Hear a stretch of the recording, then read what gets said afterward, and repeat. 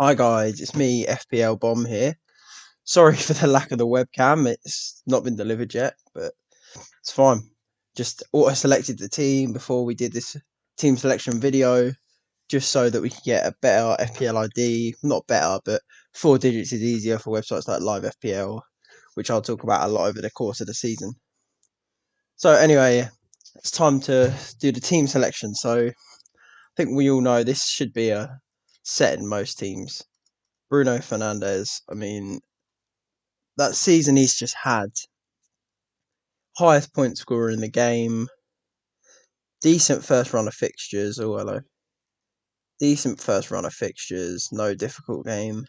Really, within the first four, my West Ham, it's going to be a difficult game in 5 and then 6, and then they've got a tough run 7 through to 12. But it's fine. For the start of the season, I'll take Bruno any day of the week. And then to go with him, there's only one man who can join him, Mo Salah. He didn't have parts of the season where I had him last year where he blanked and he blanked. But I'm telling you, with Salah, you know that you're going to get a consistent scorer on his day. So we'll take Salah too. And there we go. We're already down to 75.5 mil. But there's only one man, and hopefully he's back from his injury by the start of the FPL season. And yeah, Robbo's a bit cheaper, but Trent, he's just so consistent with what he does. So Trent's going to be the next player in the team. Just offers the same as Salah. He offers just that potential to go on and just get a massive haul. So now after that, I'm not really sure where I go next. I think I know who I want. I think I'm going to start in goal. I'll start from the back because they were the only essential players. I think I'm going to go 4.5. So we'll have a look who's 4.5. So you got Guaita, Sanchez, McCarthy, Darlow, Dubravka, Ryan, Forster, and then a load of non-playing keepers. Now, by the process of elimination for me, I don't like Crystal Palace defence. McCarthy and Forster, just you don't know who's nailed. Darlow and Dubravka, I don't know what's happening there, but I know Ryan's getting sold. So for me, that makes Sanchez my choice. Even though Brighton don't concede too many shots, which could become a slight issue for them, but it just means less saves. And now that other keeper slot I'll leave to the end because it doesn't matter. It will probably just be, though I know who it's going to be, the 4 million man himself. We got to put him in, the cycling GK. What a man. Fozzie, oh, he's a class keeper. Cycling GK in the sticks. Now, defensively, I don't know where I want to go. I do know for sure with this guy who I'm about to put in, I think it's mainly just because of his fixtures. And it's Luca Dean. Now, I had him at the start of last season. He got a return for me in the first game, and then he got a red card quite early on, and then he picked up an injury. But this will be the second year in a row I've started with Luke Dean. And I think on his day, he just shows so much consistency in that team. And with the possibility of Rodriguez going, then it means that he's going to be on all the set pieces. So I think it's just kind of a no-brainer.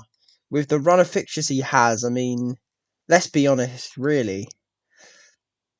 In the first 6, you can use him in every single game. He's just going to be class. Now, I don't know how I want to run this, how many defenders do I want, but I do think that the next defender I'm going to go for is going to be Luke Shaw. Now, we all know what happened last FPL season. He came out of nowhere. And just like Bruno, he's got a good first 6 fixtures. West Ham, not the easiest of them all, but he just offers so much potential. He overlaps so well. He runs behind in deep. And I just think if you've got Luke Shaw, then it's just a consistent player who can come in and do it week after week after week after week. And just, he might not always get a clean sheet. He might not always get an assist, but he's got the best potential, I think, other than Trent, to do so. So I'm going to go with Luke Shaw. See, now it gets quite difficult because you don't know if you want to go expensive or not.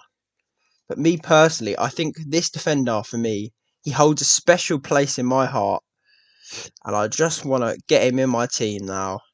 If I can find him, I'll just search him up. He is an absolute god.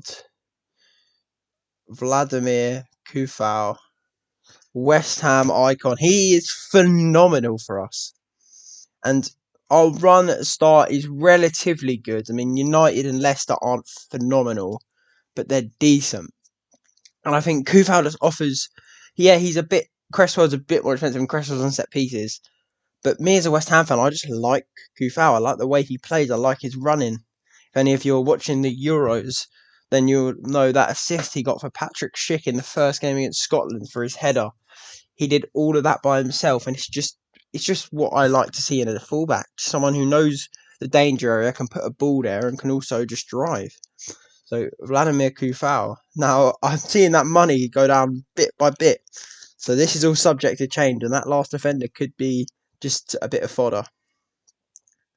But see, now the midfield is where it gets quite tricky, because you've not got a huge amount of money, and you don't really know what you want to do with it. See, I've had a lot of thoughts about this midfield position.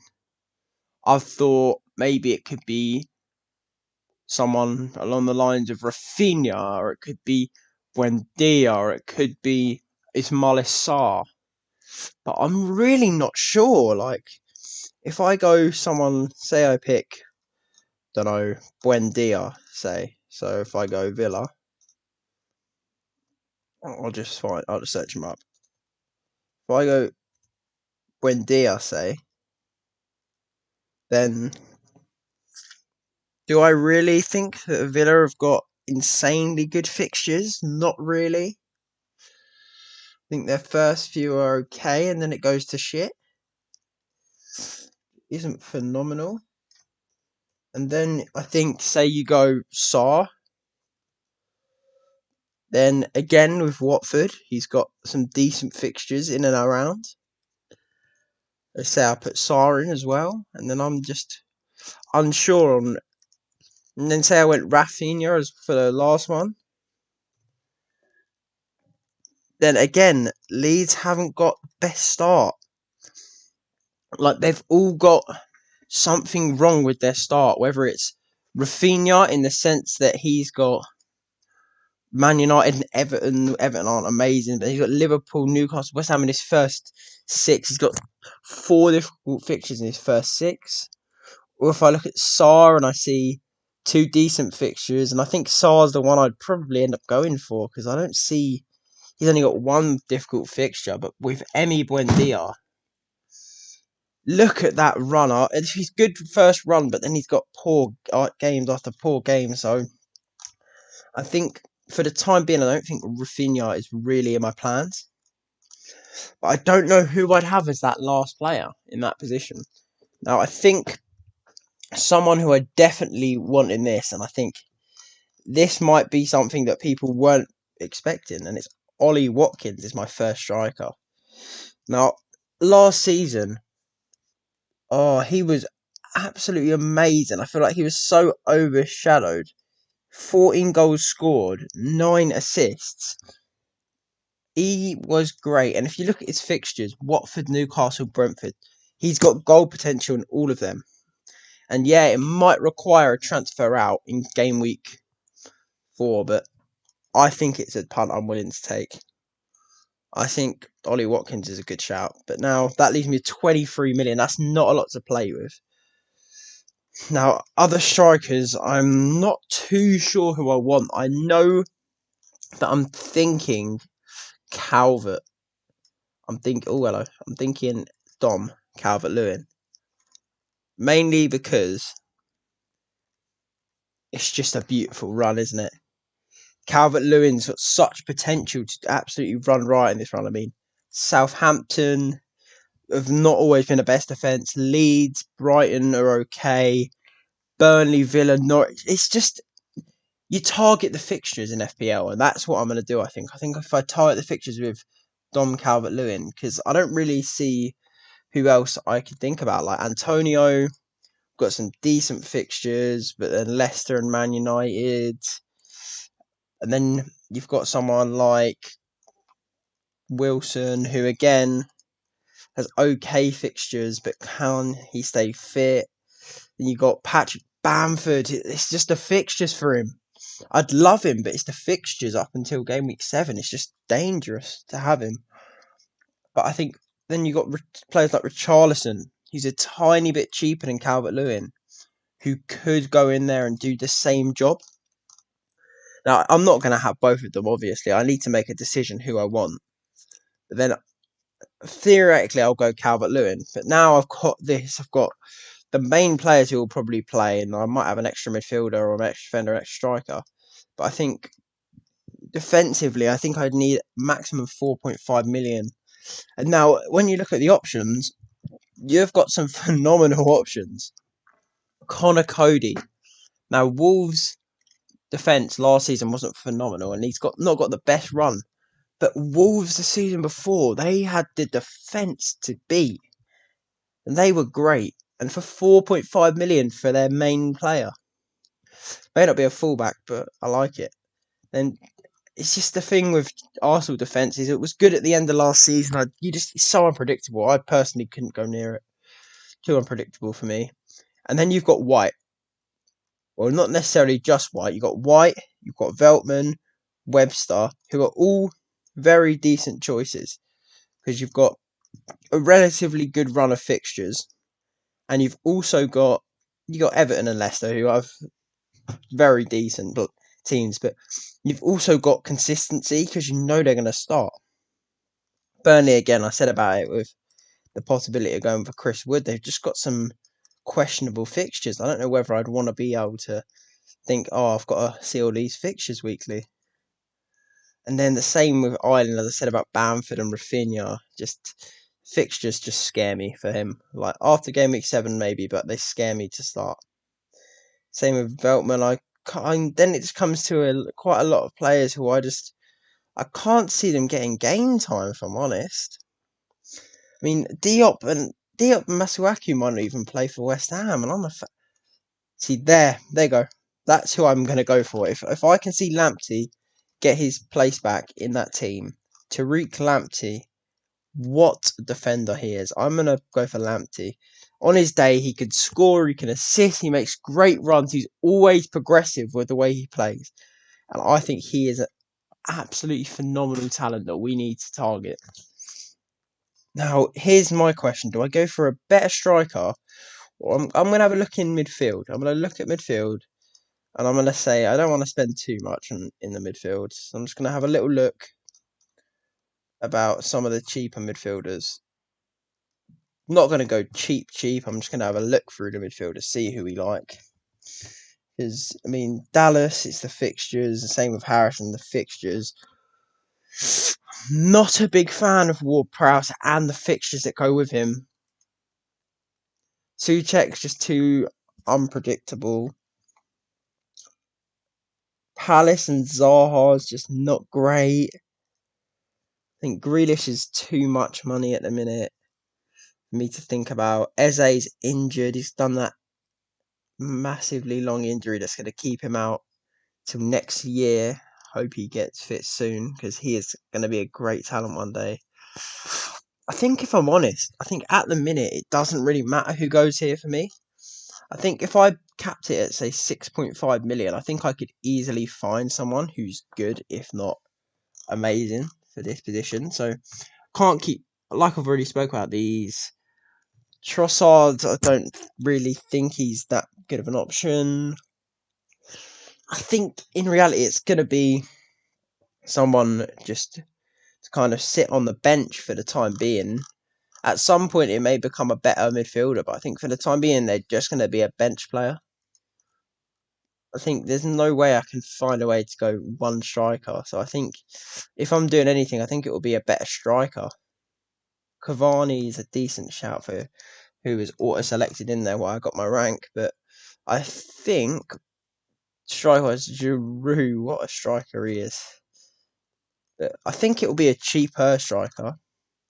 So if I put it cap it at 7.5, and I'll just go for a cheap midfielder needs be.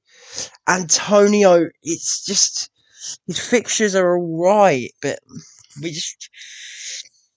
I think it would take some thinking about for me if I want Mikel, because I know his injuries and I know all of the things that come with Mikel.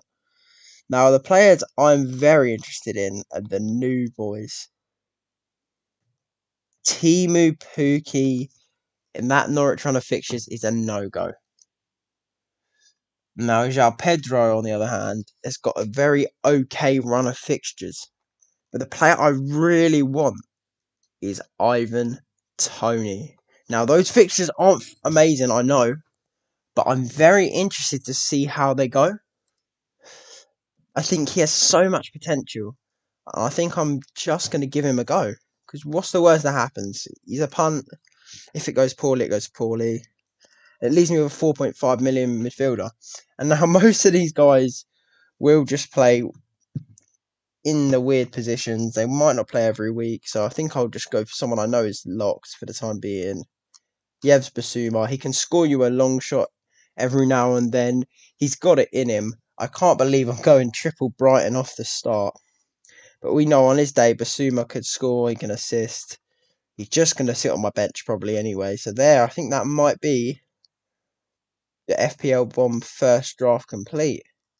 I think there we go with the first draft. I think so far we'll get Sanchez in for the cycling GK, even though I am very fond of him. We'll get Tariq Lamptey in. Bruno Fernandes can go in. And then Bissouma comes out, I think. I think for the time being, I don't see. I think with the fixtures that are available, I think this might be the first team. And I'm obviously going to go for the Salah captain for the time being. But it doesn't mean it's going to be the same. I mean, right now the vice is on Sanchez. But so far, this team is looking pretty nice. Sanchez in goal, Trent Shaw. I'm liking this team so far. It's not the final team, but I think this is all going to change. Like when it comes to, say, August, right now it's June. When it gets to August, this team will be completely different. I guarantee it. But yeah, that so far I think is my team. So if you're new to this FPL Bomb channel, which you probably will be, consider it's a brand new channel itself. I will be posting when the season starts. You'll probably see 3 videos and 1 stream a week, maybe 4 videos and a stream.